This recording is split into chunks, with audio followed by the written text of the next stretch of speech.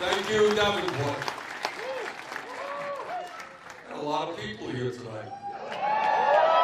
See, like Vermonters, a little snow and ice does not intimidate you, right?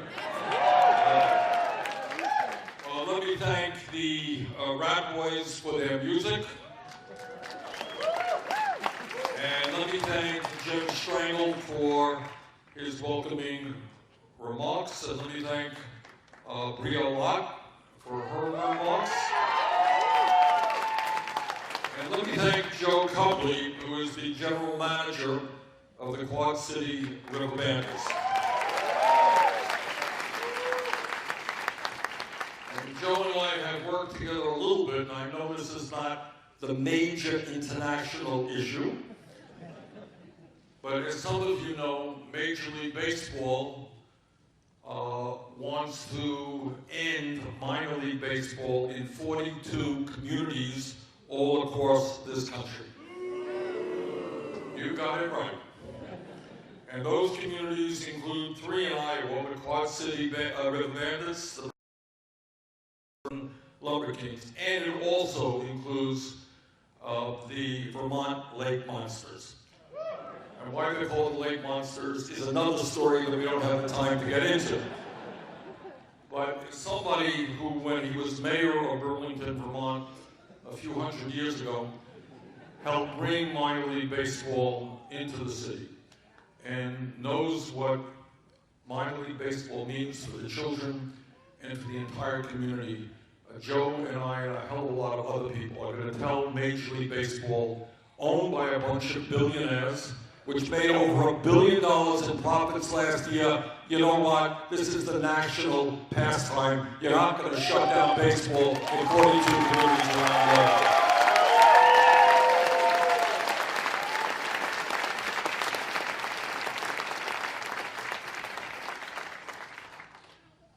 I don't have to tell anybody here that we are living in a dangerous and unprecedented moment in American history.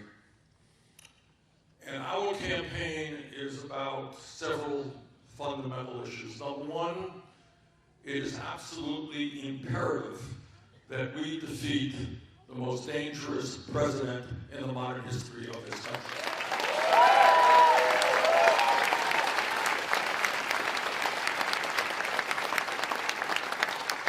Seems to me that Donald Trump is getting a little bit nervous because you may have noticed that in the last few days he and his Republican lieutenants are focusing their anger against our campaign. Because they know what we know, and that is that we are the strongest campaign to defeat Donald Trump.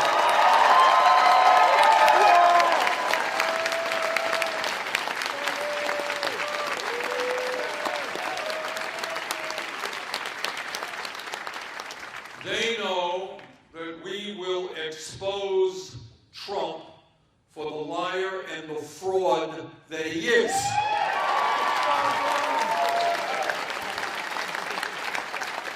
Now, I have friends and colleagues who hold different political views than I do.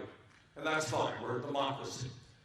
But I have very little respect for somebody who campaigns in 2016 as a candidate who's going to represent the interest of the working class of this country and then proceeds to sell them out.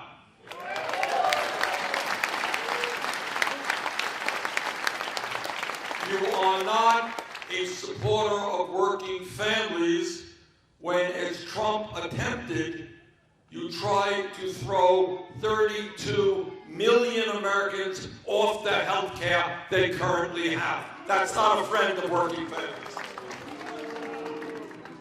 You are not a friend of working families when you tell the people that you are going to have a tax plan that benefits the middle class, and yet you pass legislation which gives 83% of the benefits to the top 1%. You are not a a friend of the working class of this country when you say during your campaign that you're a different type of Republican. You're not going to cut Medicaid, Medicare, and Social Security. And then as president, you bring forth a budget which calls for massive cuts to Medicaid, Medicare, and Social Security disability fund. That's not being a friend of the working class, that is being a liar. And in addition to that, we have a president goes around the country every day demonizing the undocumented. We're supposed to hate the undocumented, and then as a business person hires undocumented workers to work in his resort so he can exploit them. Trump runs for president telling us that he's against outsourcing. He doesn't want to see good jobs in America go abroad, and yet as a businessman, he ran his companies in countries around the world where they were paying workers extremely low wages. We are going to defeat Trump because our campaign is going to bring out more people and have the largest voter turnout than any campaign in the history of this country.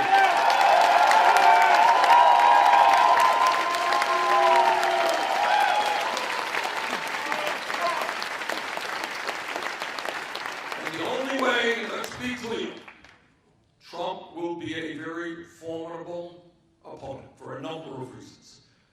And the way you defeat Trump is talk to working people in this country who are so exasperated, so tired of working longer hours for low wages, so tired of working for 10, 11, 12 bucks an hour and not being able to afford to maintain their family with the dignity that family deserves. The way you beat Trump is to reach out to young people and get them involved in the political process in a way that we have never seen before.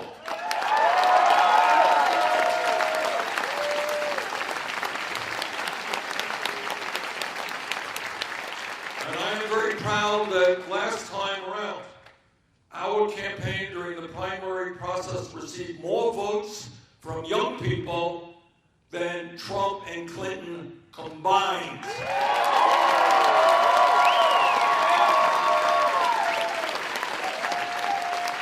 I think that young people and people who believe in justice, not just young people, are beginning to catch on that the time is long overdue for us to have an economy and a government that works for all of us and not just wealthy campaign contributors.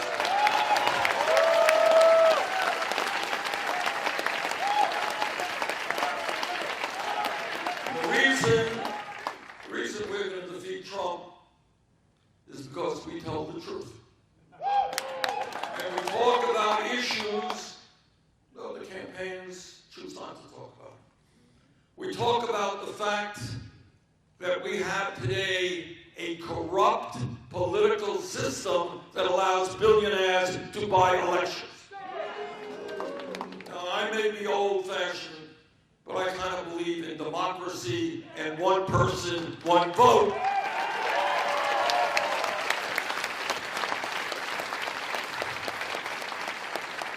And that is why together we will overturn the disastrous Supreme Court decision on Citizens United.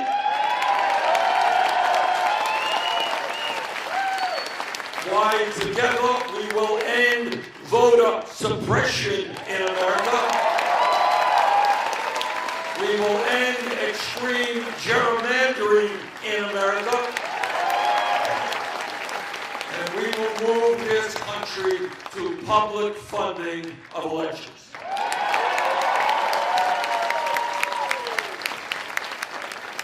But it is not only the political system which is corrupt. We have an economy which, in its essential components, is rigged in favor of the wealthy and the powerful. Now, we talk about it, a lot of other people don't talk about it. But I think not only is it a moral outrage, but it is an economic and unsustainable situation when 3 people in America own more wealth than the bottom half of American society. It is not acceptable that at a time of low unemployment, we still have half of our people living paycheck to paycheck. You all know what living paycheck to paycheck is about? I grew up in a family that lived paycheck to paycheck. When you live paycheck to paycheck and you get sick, or your kids get sick, you are worried to death about how you're going to be able to afford to take them to a doctor. When you live paycheck to paycheck and your car breaks down, you don't go to your second car or your third car. You got to figure out how you can come up with the $500 you need to repair that car. Because if you don't get that car repaired, you don't get to work. You don't get to work, you don't have an income. You don't have an income, you can't put food on the table for your kids. In America today, unbelievably, we are seeing a decline in life expectancy. Do you all know that? Instead of living longer lives, we are actually, as a people, living shorter lives. And one of the reasons the doctors believe this is happening is because of what they call diseases of despair. When people give up on life, when they see no hope, they turn to drugs, they turn to alcohol, and too often, increasingly, they turn to suicide. Our job is to give people hope, not despair.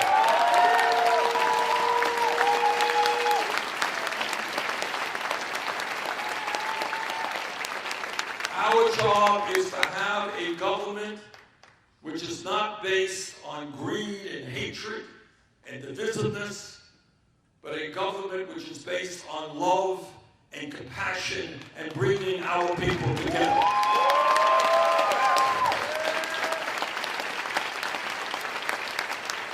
And I want to thank, where did Rashida go? Rashida here? I wanted to thank Rashida Tlaib for doing that exactly. What she and other members of the so-called squad are doing. Because every day, because I know these guys and they're out there fighting, what Rashida is doing every day is standing up for the working families of this country, and day after day having the courage to take on powerful special interests. So Rashida, thank you not only for being here, but for all that you do.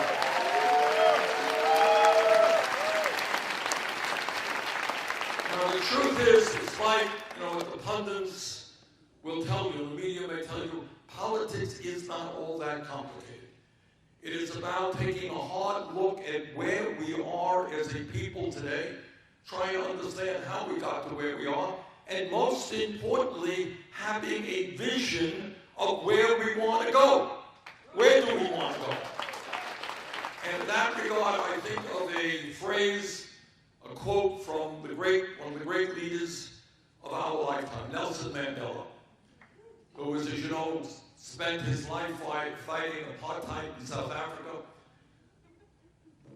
existed in hard labor in jail for decades, and left jail to become president of South Africa.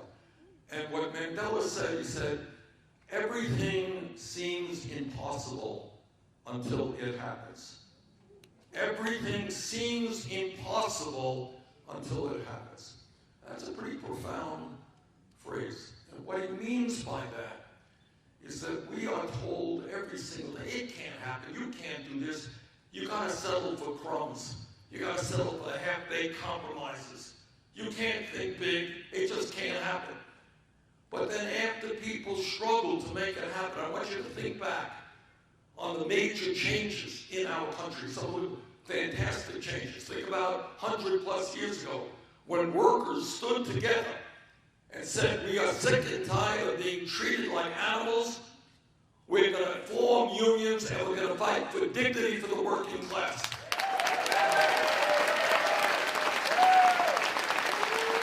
People said it was impossible until it happened. You think about the women's movement.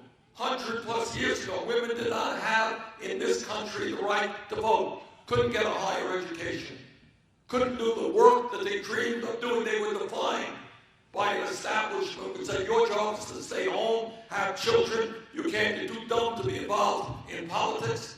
And women stood up and said, sorry, you will not define us. We will define who we are. We will not be second class.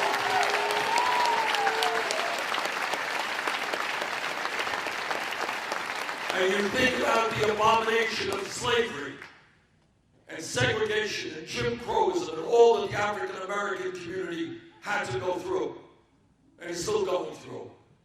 But African Americans and their white allies stood up and they say, no, we will not accept segregation. We will not accept kids unable to go to the school that they should be going to.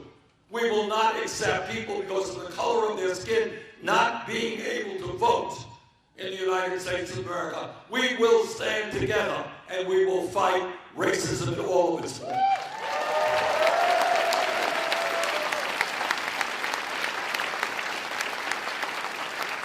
And more recently, we can remember this.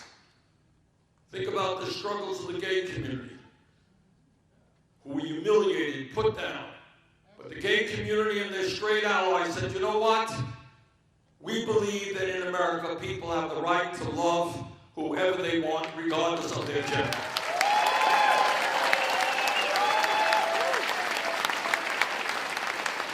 And they persevered, and they ended up getting gay marriage passed.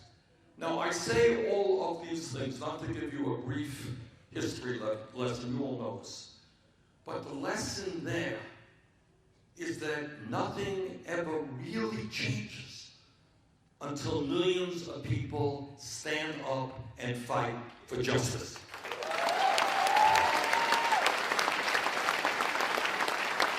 That is why the message of our campaign is us, not me. And that's not just a sexy bumper sticker. Although it is a very good bumper sticker. It is actually a very profound statement, in a few words. Because what that statement understands is that real change never takes place from the top on down. It's always from the bottom up.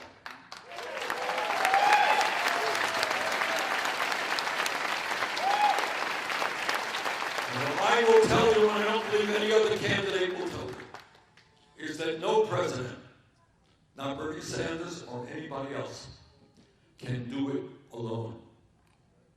We cannot take on Wall Street alone, or the drug companies, or the insurance companies, or the fossil fuel industry, or the military industrial complex, or the prison industrial complex. The only way that change takes place when people by the millions stand up and say, you know what? This is not acceptable.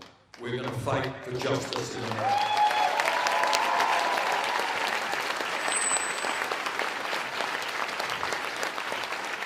So this is not just a campaign for the presidency.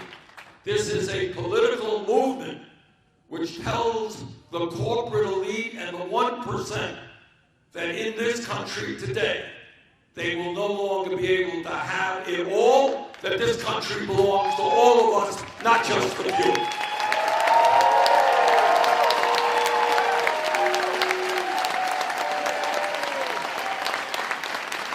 So what does that mean?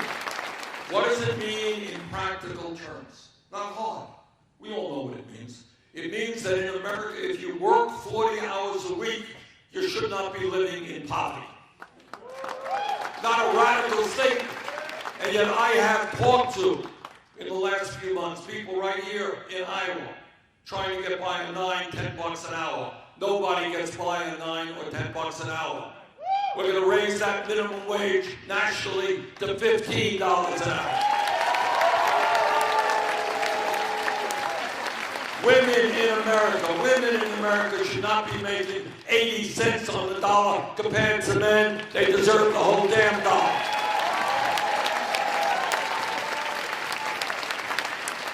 We're going to make it easier for workers to join unions.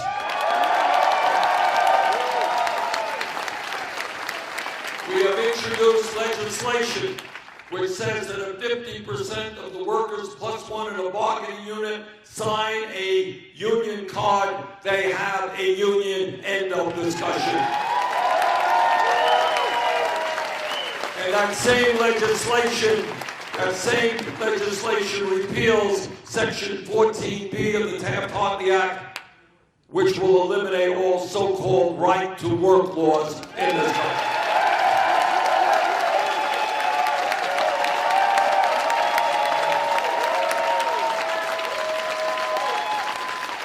And when we talk about defending the working families of this country, it's not only about creating jobs, but creating jobs that pay people good wages.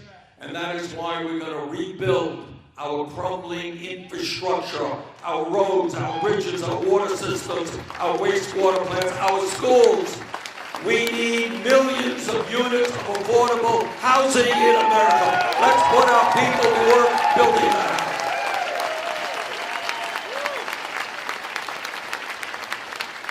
When we talk about the needs of working families, we have got to talk about education. Because everybody knows that in this day and age, young people need a good education in order to make it into the middle class.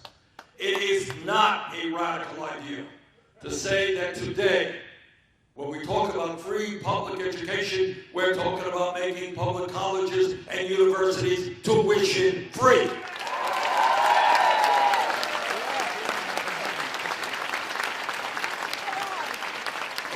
Years ago, against my vote, Congress voted to bail out the crooks on Wall Street who nearly destroyed our economy, gave them trillions of dollars of zero-interest loans. 2 years ago, Trump and his friends gave the 1% and large corporations $1 trillion in tax breaks. Well, if you can give tax breaks to billionaires, you know what else you can do? You can cancel all student debt in America.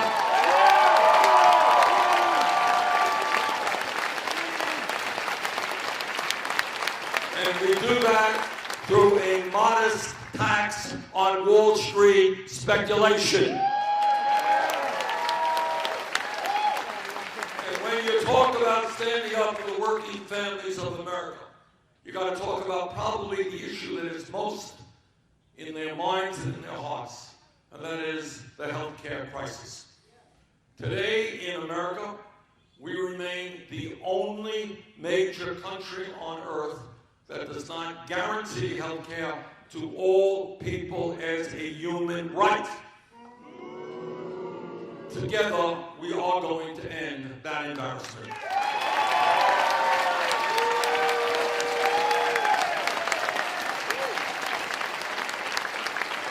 Today in America, I want you all to hear this because we don't discuss it enough. Today in America, we are spending twice as much per person on health care as do the people of any other country. Twice as much. And yet, despite spending $11,000 for every man, woman, and child in America, we end up with a system in which 87 million Americans are uninsured or underinsured, where 30,000 people die each year because they don't get to a doctor when they should because they're uninsured. And amazingly enough, we have a system in which 500,000 people go bankrupt because of medically related debt. It is a shame. That's exactly the right word. I can understand and you can understand that if you go to some casino and you gamble away your money and you go bankrupt, that's your responsibility. If you want to get involved in some risky business scheme and it doesn't work out, you lose your money, that's your choice. You buy a house that you can't afford, your choice. But people in America should not go bankrupt because they have cancer or heart disease. That is a moral element.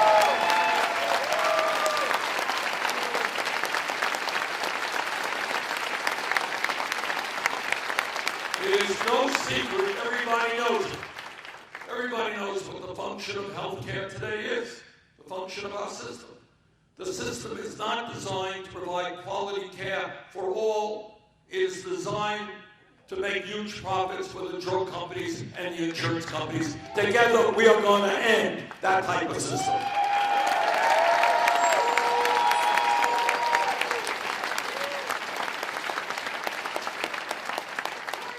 A few months ago, I took a trip to Windsor, Ontario from Detroit, Michigan. And I went with a group of diabetics to buy insulin in Canada. We bought the same damn product manufactured by the same company in Canada for 1/10 of the price that people in America pay for insulin. 1/10 of the price, and it's not just insulin, it's prescription drug after prescription drugs. We pay by far the highest prices in the world for the medicine that we need. The result, 1 out of 5 Americans cannot afford the medicine their doctors prescribe. How insane is that? You walk into a doctor's office because you're sick, doctor writes out a script, you can't afford to fill it. Okay? We have people who have serious accidents. The ambulance comes and they say, don't take me to the emergency room because I cannot afford to pay the bill. It is disgusting, it is outrageous. So let me be very clear. In my view, the function of a rational and humane healthcare system is to provide healthcare to all of us in a cost-effective way, not to make the drug companies and the insurance companies $100 billion in profit.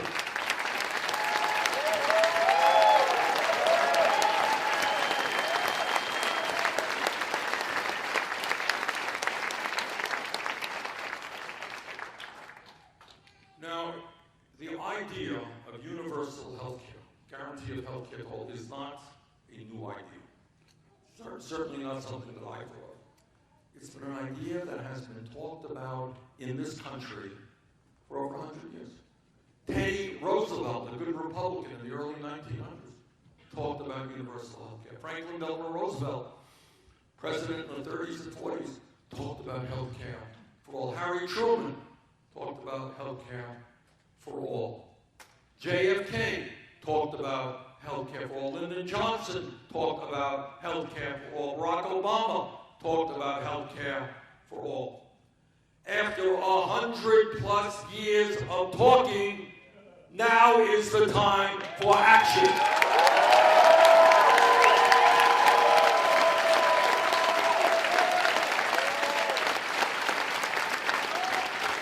Now is the time, finally, to pass a Medicare for all single-payer program.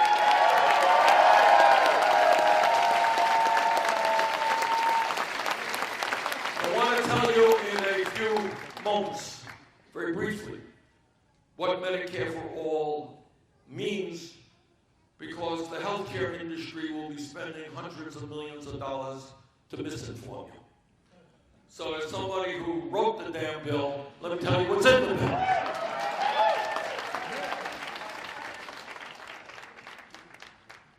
Medicare today is a very strong program, and it's the most popular health insurance program in the country. But it is far from perfect. So the first thing that we do is look at Medicare and say, how can we expand it? How can we improve it? So what we do on the Medicare for all is we increase benefits to include dental care. Okay? A lot of people in America cannot find affordable dental care. We include hearing aids. We include eyeglasses. And we also include home health care so that people are not driven from their home and forced to go to a nursing home. So we expand the benefits on the Medicare. What else do we do? Well, it's a 4-year transition period. First year, after expanding these benefits, we lower the eligibility age from 65, where it is now, down to 55. From 55 the next year, down to 45. Third year, 45, down to 35. Fourth year, everybody is in a Medicare for all program. You see the doctor you want, go to the hospital that you want. Now, what does that mean in concrete terms? This is what it means. It means we eliminate all premiums. Okay? For you and for your employer. And you can call a premium whatever you want, give it any term you want. I would call it a tax to the insurance companies. All right, that's my definition of a premium. That's gone for you and your employer. What's gone is the co-payment that you now pay when you walk into a doctor's office.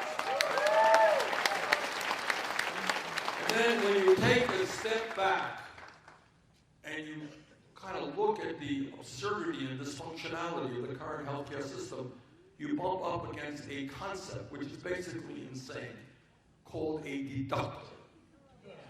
Now, we all take deductibles for granted. I got a deductible, you got a deductible, but it is an insane concept. Because what it says is before your insurance policy kicks in, you got to pay a certain amount of money out of your own pocket. Some deductibles are $2,000, some are $5,000, some are $7,000, some are $10,000, some are more than $10,000. So what happens if you are a working class person and you don't have a lot of money in your pocket and you get sick? You still can't afford to go to the doctor because you got this outrageous deductible. We, under Medicare for All, eliminate all deductibles.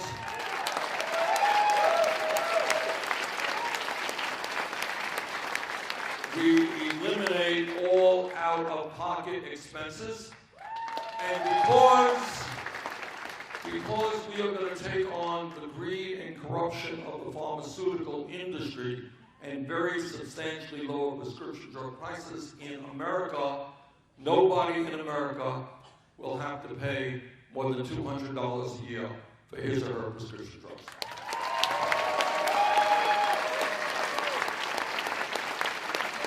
So, two questions that we have to ask. Having said that, people are sitting there and saying, well, that sounds pretty good. Very generous benefits, comprehensive health care. By the way, on your mind, some of you are thinking, as I get this at every meeting, what about the mental health crisis? Of course, Medicare for All covers all mental health treatment.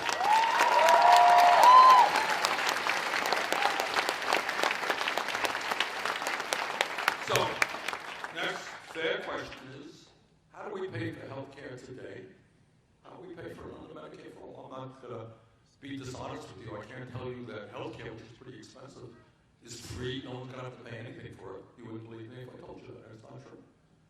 Right now, we pay it out of premiums. Some of you are paying, correct me if I'm wrong, $500 to $1,000 a month for premiums. Yes?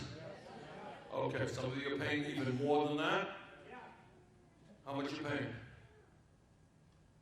Anyone? Yeah, how much are you paying in premiums? How much?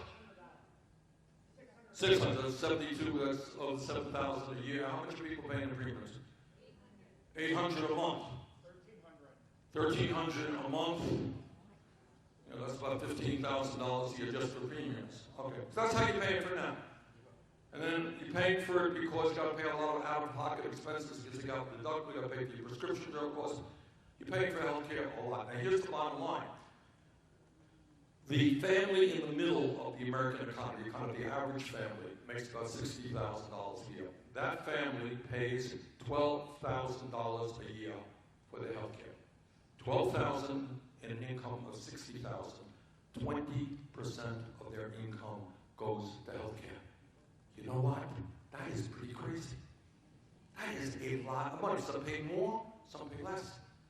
But paying 20% of your income for health care is regressive and it is wrong. That's how we're paying for it today. Our proposal raises money in a variety of ways, but of most relevance to working people is the following. What we have is we get rid of all the premiums and the co-payments and the deductibles and the out-of-pocket expenses. That's gone. But what we do is have a 4% tax on income exempting the first $29,000. That means if you are that median family right in the middle of the economy, making $60,000, you'll pay 4% of $31,000, which is a little bit more than $1,200 a year for comprehensive health care. Pretty good deal.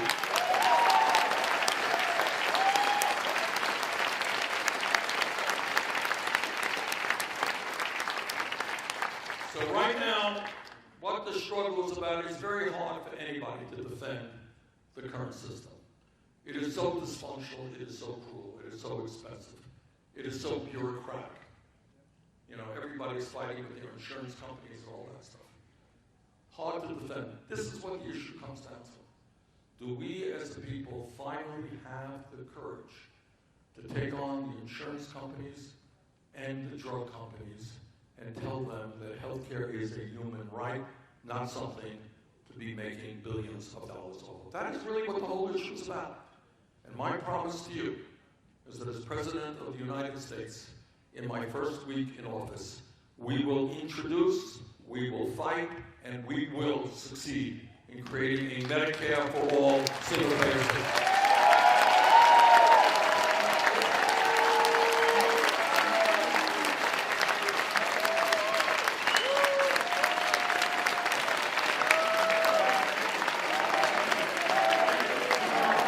I want you to know, again, getting back to the Mandela quote, which says that everything is impossible until it happens.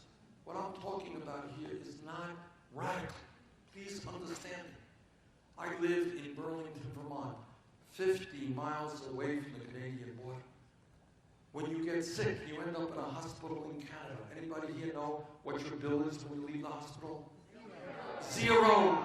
You go to any doctor you want. You go to any hospital that you want. You don't have to take out your wallet.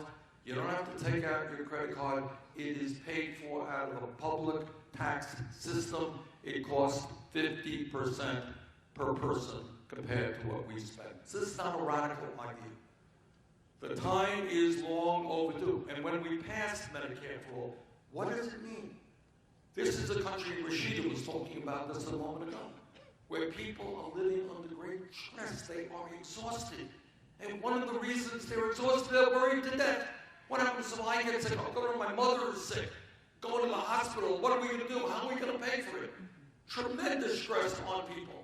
You've got millions of people in America, including some in this room, who are now working at jobs they don't like, but they're on those jobs because they have a decent health care coverage for their family. I think that's absurd. When you have a healthcare system that guarantees healthcare to all people, you can go out and get the job or start your own business if that is what you want to do. You will have healthcare as an American right.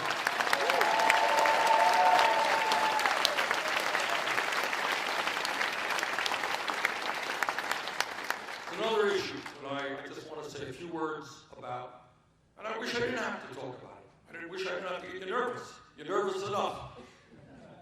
But let me just tell you this.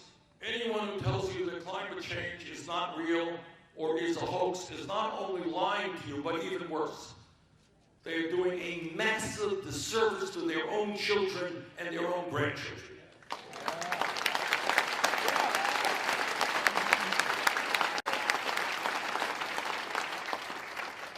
You know, I am not a scientist. But unlike the guys in the White House right now, I actually believe in science and will listen to the science.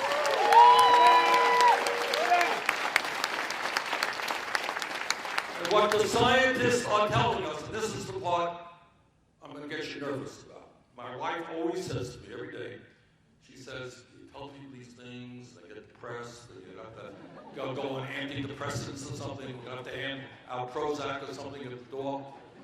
But here's the truth. What the scientists are telling us now is that they have underestimated the degree, speed, and severity in which climate change is ravaging not only our own country, but the world. That's what they're telling us.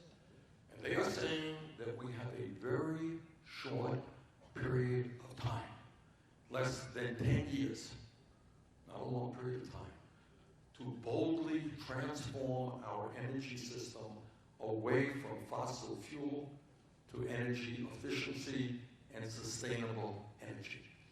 And we have got to do it not only here in the United States. Guess what? We're going to have to do it all over the world. And what the scientists are telling us now, polar caps are melting far faster than they thought. Ocean is warming faster than they thought. There'll be rising sea levels. which, if we don't get our act together, will mean, by the end of the century, that cities in America like Miami, New Orleans, Charleston, South Carolina, New York City, many others, will be partially or completely underwater. It means that countries like China, like Vietnam, like other low-level countries will see massive flooding in their nations. What it means is that in states like Iowa, such an important bastion of agriculture for America, your farmers are going to have shorter growing seasons because of drought and extreme weather disturbances. That means the less production of food and the quality of that food being produced deteriorates. It means we're going to see more extreme weather disturbances. A couple of months ago, you saw Venice, Italy underwater, Houston, Texas underwater. Now we're seeing, unbelievably, the apocalypse which is taking place in Australia, where you have that great and beautiful country literally on fire, and we saw something at a low level, devastating California. More drought, more fires. What we are seeing is the spread of disease because bacteria do well when the weather warms. So you'll see disease like malaria spreading beyond where it is right now. And what you will see, according to the United Nations, is with more drought, more floods, more extreme weather disturbances, we will see well over 100 million climate refugees, people forced to leave their homeland because they can't find water or land to grow their crops. And when you got 100 million or more people on the move, you're going to have real international crises. This is what we are looking towards. And yet we have a president and we have a major political party that not only is not beginning to address this existential crisis, they are making it worse by trying to bring forth more fossil fuel production. So on this issue, what we have got to do is not only transform the energy system of our own country, but we've got to lead the world in that direction. And my dream, don't know if it can happen or not, is that we are going to reach out to countries all over the world, China and Russia and India and Pakistan, Brazil, countries all over the world, and say to the people of those countries that we are all in this together. No one's going to escape it. Now, China is going to be particularly hard hit by this. India is going to be particularly hard hit by this. That instead, maybe, instead of spending $1.8 trillion a year, every year, on weapons of destruction designed to kill each other, maybe we pool our resources and fight our common enemy, which is climate.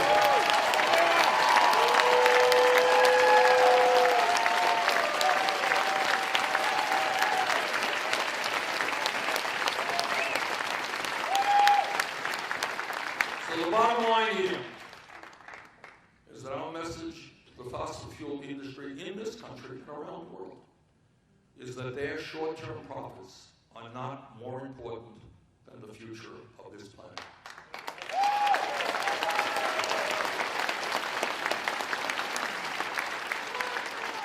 And I have been criticized for introducing the most sweeping climate change proposal that any presidential candidate has ever introduced. And it is based on the principles of the Green New Deal. And what that proposal does is create up to 20 million good-paying union jobs as we retrofit our older buildings and make them energy efficient, as we transform our transportation system, as we invest heavily in sustainable energies. Here in Iowa, you have been leaders in this country in terms of wind energy, in terms of biofuels. You have done great. Together, we have to do much more.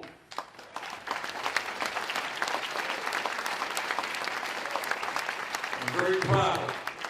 One of the things that's happening in this country and around the world is we're seeing leadership coming from the younger generation. All over this world, young people are standing up for the planet, fighting climate change. I'm very proud that our campaign has recently received the endorsement of the Sunrise Movement. In fact,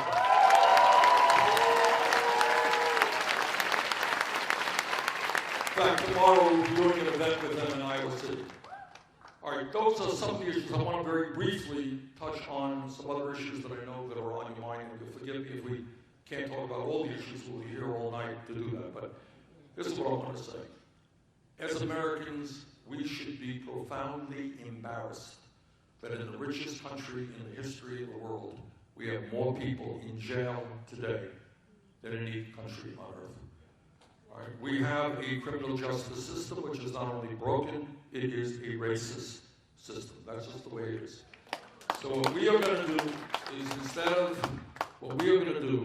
is invest in our young people in jobs and education so the kids do not fall through the cracks. Jobs and education, not more jails and incarceration.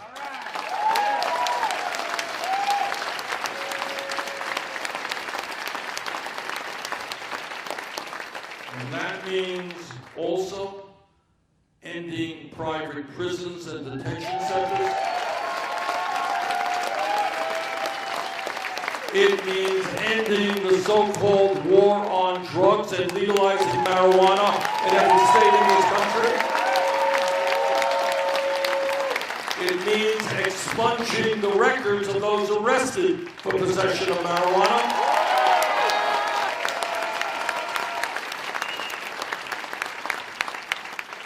And when we talk about systems that are broken and racist, it's not just criminal justice.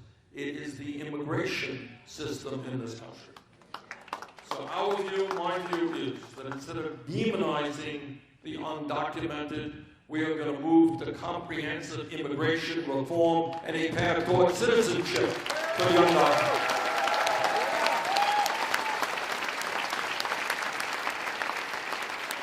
It means that on my first day as president, we will undo all of the racist immigration executive orders promulgated by Trump.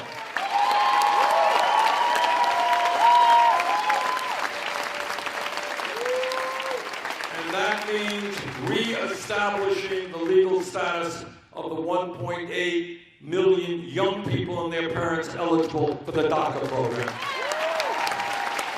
It means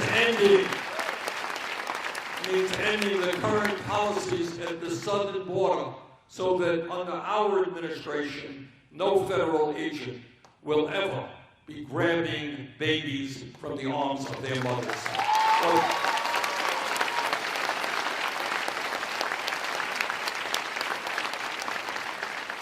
All of us are profoundly disgusted when we turn on the TV and we see another mass shooting.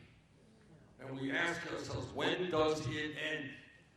And it is not only the deaths that we see, as horrible as that is, it is the fear that our children have. I was in New Hampshire a number of months ago, and a woman raised her hand and said, Bernie, what am I supposed to tell my 11-year-old daughter who wants me to buy her a bulletproof backpack for Christmas?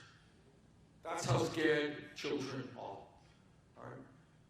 Our gun safety policy will be determined by the American people, not by the NRA.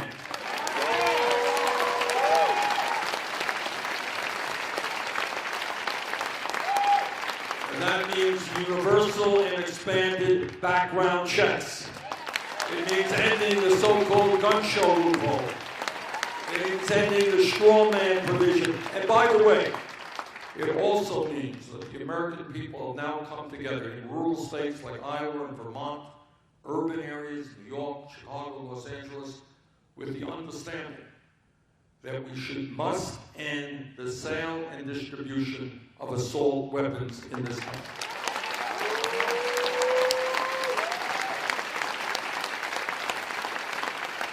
So together we are going to do everything humanly possible to end the gun violence, which is such an epidemic in America today. As a United States Senator, I'm often on the floor of the Senate, and it looks like next week I'm going to be spending a lot of time on the floor of the Senate. Between you and me, I'd rather be here in Iowa, but I have a constitutional responsibility, which I accept as a United States Senator, to be a juror in Trump's impeachment trials. I'll be there.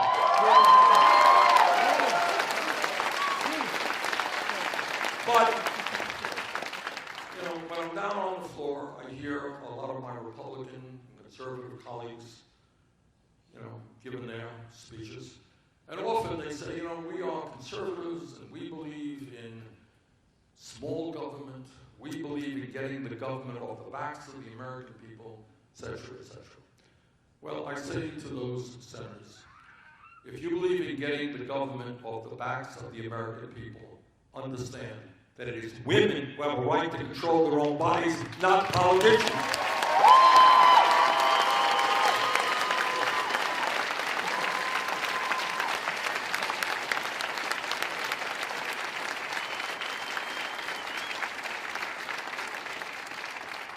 So let me conclude. Where's Rashida? Is she back there yet? Come on up, Rashida. Is she here? Oh, she's got her own. I'm a big fan of it. What we understand.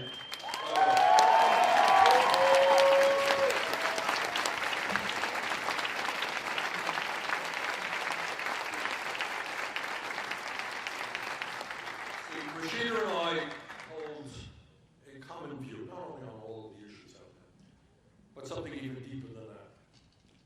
Because we understand that the only way that change takes place is when millions of people stand up, fight back, and get involved in the struggle for justice. Economic justice, racial justice, social justice, and environmental justice. And that's what this campaign is about. Now, Rashida's in the House, I'm in the Senate. She knows, and I know, she spoke about it, the power of the corporate elite, the power of Wall Street, where 6 financial institutions hold assets of over $10 trillion. 6. We know the power of the drug companies who could double or triple the price of your medicine tomorrow, and it's perfectly legal because they own the United States Congress that have made billions of dollars of campaign contributions and lobbying. We know the power of the insurance companies. We know the power of the fossil fuel industry. We know the power of the military-industrial complex, such that we now spend more money on the military than the next 10 nations combined. We know the power of the prison-industrial complex. We know that. But we know something else. We know that as powerful as the 1% and the corporate elite are, and they are enormously powerful, that when the bottom 99% stands up and does not allow themselves to be divided up by Trump and his friends based on the color of our skin, or where we were born, or our religion, or our sexual orientation, when we stand together around an agenda that works for all of us, no matter what the power of the 1% is, when millions stand up and fight back, there is nothing that will stop us. That's what this campaign is about. That's what our administration will be about. Thank you.